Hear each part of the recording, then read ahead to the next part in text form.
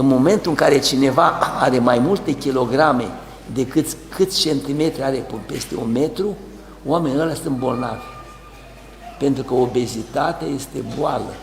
Închipuiți-vă un om care are 1,70 metru și are 100 de kilograme. El are 40 de kilograme de grăsime pe care o poartă zi și noapte. Cu ea se culcă, cu ea merge la servici, cu ea vine la adunare, cu ea stă la masă. Nu? E ca un fel de sac, un rucsac dacă vreți. Care are pe... Și de ce să fie în plus? Și plus că asta trebuie să fie hrănite.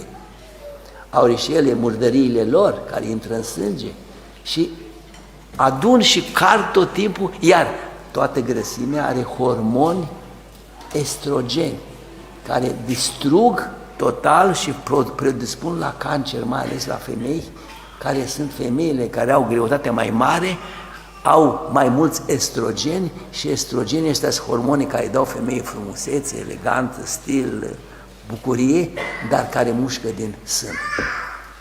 De aceea, uitați-vă la cântar și dați toate kilogramele jos dacă vreți să fim copiii lui Dumnezeu.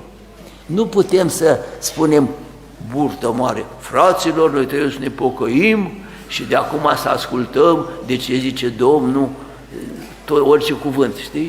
Și omul, de ce cauză? Păi însăși faptul că omul respectiv are mult mai multe chilograme decât trebuiește, e o dovadă că el e bolnav și spiritual, că nu se poate înfrânea.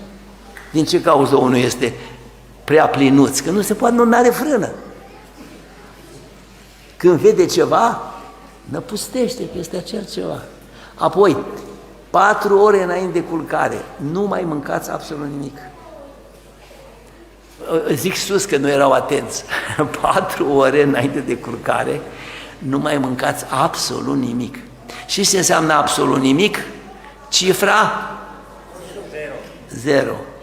Dar nu numai pentru unii, noi suntem în comitet, noi suntem scutiți. Nu, orice om trebuie să se culce cu stomacul gol. Că dacă stomacul e plin, ce se întâmplă? Să vedeți ce se întâmplă.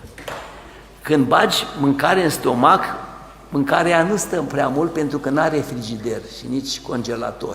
Ea trebuie să pornească imediat la treabă. Și pornitul la treabă ține 3-4 ore.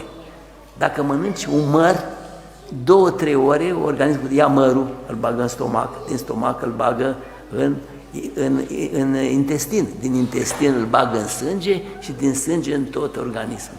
Și după ce vine această hrană, bate la ușa celulii. Hai să-ți dau de mâncare. Nu, ce m-am culcat. Nu contează. Șeful ne-a dat să mâncăm. Deschide ușile și ia mâncarea. Păi, dar nu pot. Cine e șef aici? El. Dacă ne-a dat de mâncare, hai mâncați. Păi dormim. Mâncați și dormiți. Păi ce să facem? Băgați în rezerve, băgați în burtă, băgați unde puteți. Ce să facem cu ea în sânge? O să o punem undeva, că a venit și insulina. Hai, o depunem. Și te culci cu 100 kg și te scoli cu 101